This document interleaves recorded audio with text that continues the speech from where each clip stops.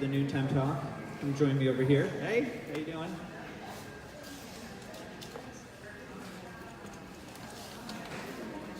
Great. So thank you all for coming today. My name is Russell Lord. I am the curator of photographs here at the museum, and I'm delighted to welcome you to the museum and share a little bit about our current exhibition, Changing Course: Reflections on New Orleans Histories.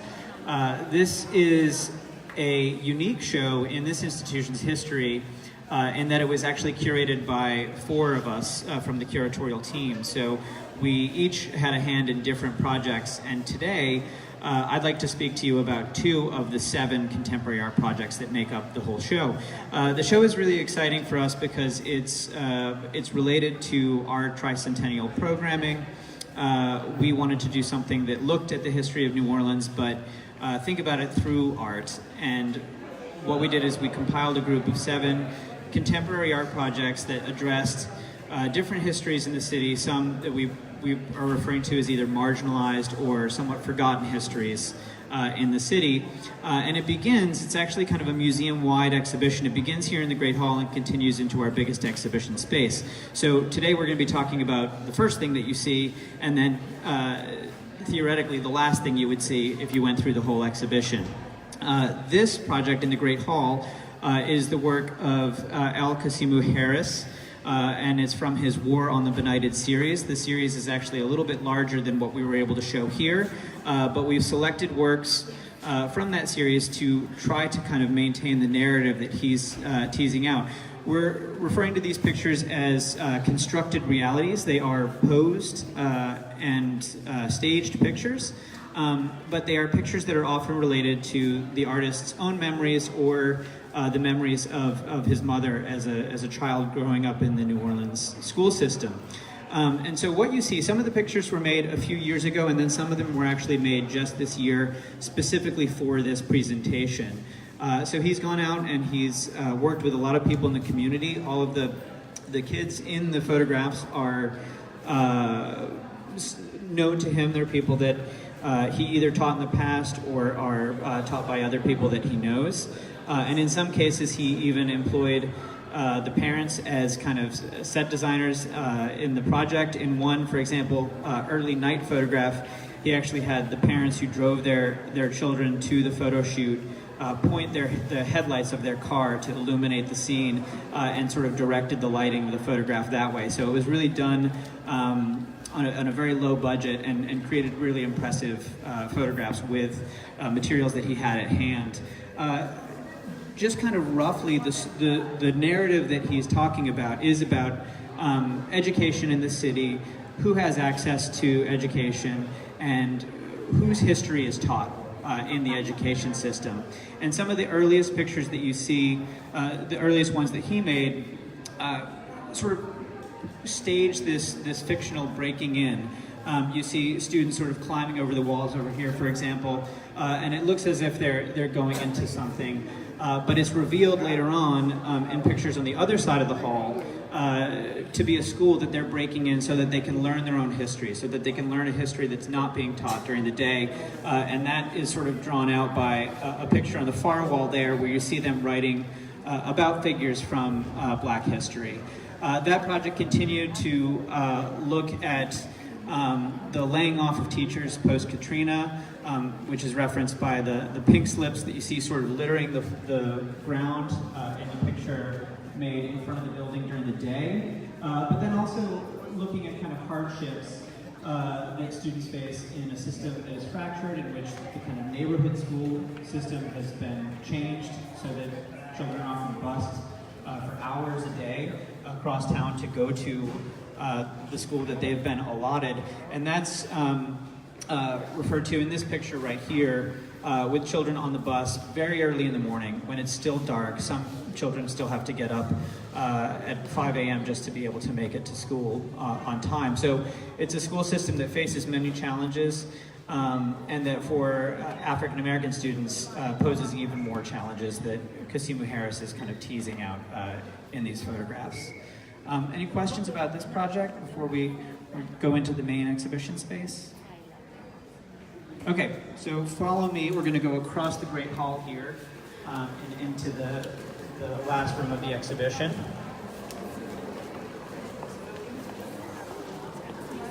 Excuse me, actually, I do have a question about the of the photos taken. So some of them were made in 2015 and the others were made this year in 2018.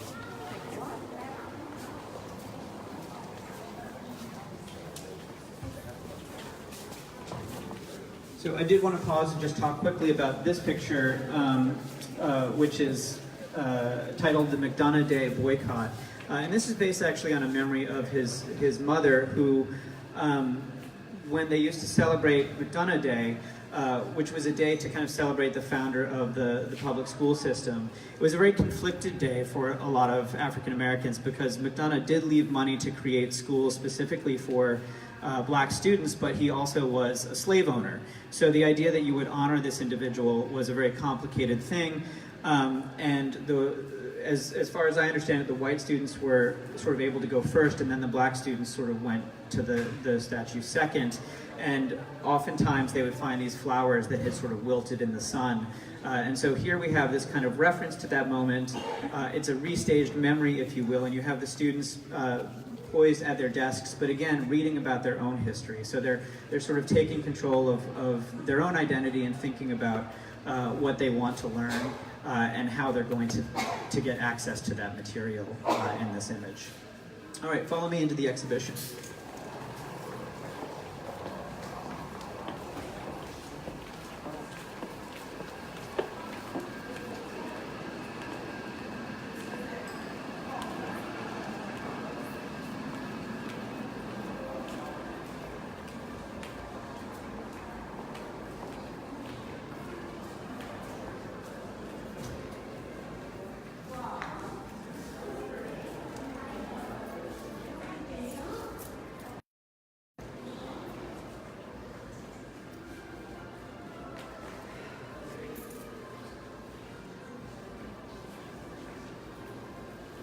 Just by a quick show of hands, how many of you have seen other parts of the exhibition already?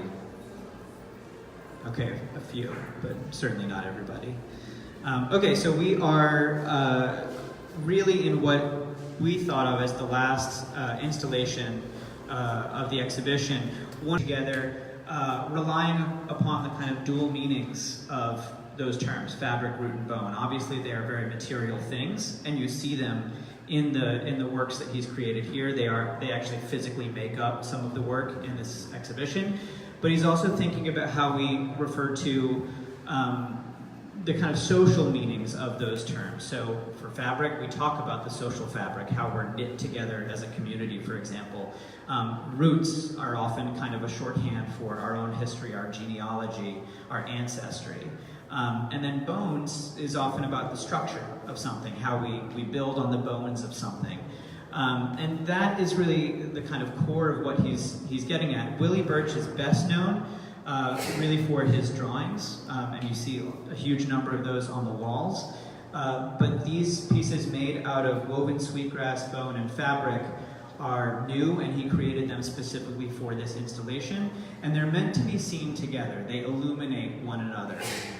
What this exhibition does is it tells the story of Willie Birch's attempt to kind of make an art-centered community in New Orleans' 7th Ward. So for about the past 4 years, he's been working on a group of properties and houses. It's actually, I think, 4 buildings and 6 lots, and trying to turn it into a community space, but without creating a space that prices out the people who live there. So he very much wants it to be a neighborhood that maintains its own identity, but a neighborhood that thinks together, that works on projects together. So for example, one of the aspects of this community is a garden that they all tend.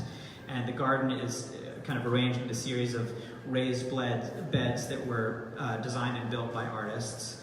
And each of the members of the community take turns kind of tending the garden and harvesting the tomatoes and things that they're growing there.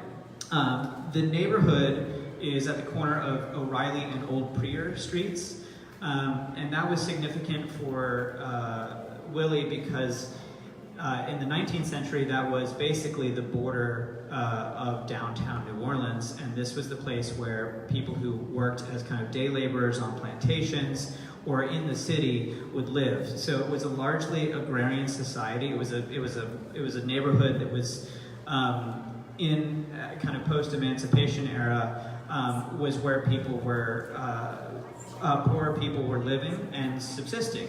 And one of the things that he discovered as he was remaking these properties is he started unearthing a lot of these bones that you see in these things. And that was a reference to the fact that many of the people who live there raise livestock. So these are all livestock bones that he's finding. And of course, there are still plenty of livestock in the area. You see chickens and roosters crossing the road there all the time, as you do in a lot of neighborhoods in New Orleans. The grass itself was also pulled from the property. He sort of started pulling up the sweetgrass and then wove it using a technique that his mother had taught him when he was younger. And in each of these instances, he really wanted to think about how he could create something that was both about the specifically African-American history of this neighborhood, but used the materials of the neighborhood. And so in each of these cases, I think there is both a literal and a metaphorical meaning to the works that you see. For example, this piece in the middle is just called Gathering or Collecting of the Bones. And so it's a reference to the labor that has gone into remaking this property and to kind of cleaning up the property. But it's also a metaphorical piece in that he likes the way he wove the sweetgrass together and then embedded the bones within it. It is kind of a reference visually to shackles, to transportation, to train tracks, to kind of marching in order. So there's a lot of kind of metaphorical meaning that we can take from each of these pieces, and oftentimes that meaning is illuminated even more by the drawings that are next to it. For example, on the wall behind you, you have this woven sweetgrass piece, the title of which is 5 lines and 4 spaces. And what else has 5 lines and 4 spaces? A musical staff, right? So he is thinking also about the traditions that have supported the African American community, even in the time of slavery and since. And thinking about this idea of bones being something that we build on. Of course, it is largely African American musical history that gave rise to the forms of American music that exist today. So a lot of that has been built on these traditions, and those were traditions that sustained them even through slavery, which were often about spirituality or a kind of social life. And so this one paired with this other drawing, which again is both literal and metaphorical, you have it's a diptych. It's actually 2 sheets of paper, and on the top you have a drawing of Willie Birch's drying out the bones that he had collected on the floor of one of the old Curator properties, and then beneath it, this beautiful drawing of a piano. So referencing kind of the relationship between keys, which are often made out of ivory, and their similarity to this idea of bone or the structure that we build on. So altogether, when you look at these things, you see this kind of relationship between bone music and the specifically kind of African-American history of the neighborhood that he's trying to tell. I should point out that one of the centerpieces of the show is the group of portraits on this far wall over here. Those are the residents of the neighborhood. So he's had a lot of close relationships with these people. Almost all of his drawings start with a photograph. So he actually takes a photograph of these people when he sort of is speaking with them on the street, and then he'll bring that photograph back to the studio and make, obviously, a much larger drawing from that photograph. But it gives them aesthetically, especially when you look at some of the architectural works, it gives them a sort of weirdly photographic quality, and the recession of space is somewhat strange for a drawing as you look at some of these things. Turning around behind me, you have the largest piece in the exhibition. And when we invited Willie to be a part of the show, he wanted to create a piece that specifically referenced a longer history in New Orleans. And so he created this piece, which once again is both literal and full of metaphor. The title of this is For a Generation Not Yet Born, the 1811 Slave Rebellion. And so this, very abstractly, Willie sees as telling the story of one of the largest slave uprisings in the country, which was ultimately suppressed by plantation owners in 1811 along the shores of the Mississippi. And he called this piece For a Generation Not Yet Born because this is a story that is still not really common in history textbooks. Most people couldn't tell you when the largest slave uprising in the country was, and yet we have things like the Whiskey Rebellion and other sort of famous moments from early American history in those textbooks. So he wants to kind of record this and sort of force us to take a look at it. He sees it as reading from right to left, although he's agreed that some people could read it from left to right. But if you look at it this way, you see that on the right there is a lot more activity. You have a lot more of the braided sweetgrass and the bones leading almost in a march, towards this gray expanse which he sees as sort of standing in for the Mississippi River. But you see that they sort of die out. The strains sort of stop at certain points along the way, a reference to the idea that they're losing part of their contingent as they go through the process.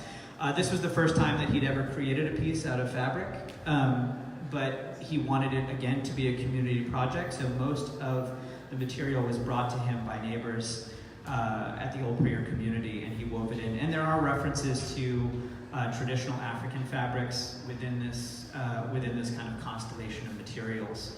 I also wanted to point out that most of the bones he actually did find on the property, but some of the larger bones that are in the piece on the pedestal over here, bound, and then the larger bones that he gilded it with gold over in the vitrine, he actually got mostly from Leah Chase, who would bring him these kind of shipments of bones after she had used them to make soup stocks and things.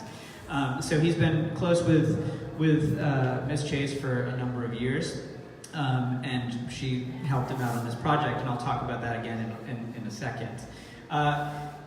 Because it is the tricentennial, and because Willie often thinks in terms of numerology, it was important to him that this piece be 300 inches long. So that is the length of the word here. Let's move over here to the vitrine with the gold gilt bones in it. Any questions so far?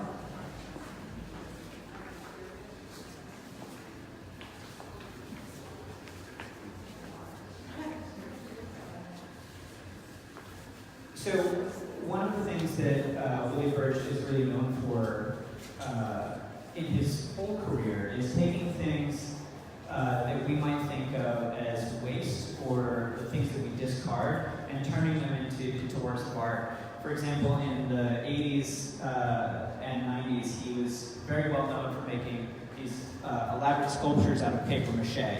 So thinking about this kind of fragile material and turning it into something that we typically use marble or stone or wood to create. So thinking about the fragility but the permanence at the same time. And more recently, he made these really beautiful and I think very powerful bronze sculptures of crawfish mounds. So these little mounds that crawfish build, he actually took the mud mounds after they had been vacated by the crawfish and then cast them in bronze, kind of making permanent what is supposed to be temporary. And in this case, he's done something similar, taking bones, the things that we typically throw away, or as you can see, ends up in a yard somewhere, and then gilded it in gold. And for all of these reasons, it's usually because he wants people to just pay attention to them, to think about their form, and to think about the meaning behind them. And so for these, he wanted to talk about how these bones, which came from Leah Chase and provided essentially the essence for food that is shared by a community. He also wanted to point out that works of art can come from these sources, or that the bones, in both literal and metaphorical ways, can be the source of works of art or social activism. So the title of this one, for example, over here is A Couple, and you can kind of see how he's playing with the form, these beautiful sort of intertwined bones. And then over here, a very classical, an homage to a very classical art historical subject, mother and child. And then over here in the back, This one is actually titled A Bone for Mrs. Chase.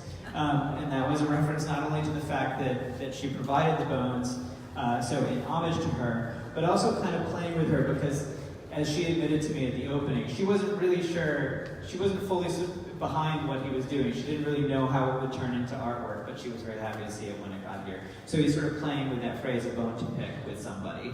And then, of course, in the back, perhaps the most kind of obvious reference to a contemporary event.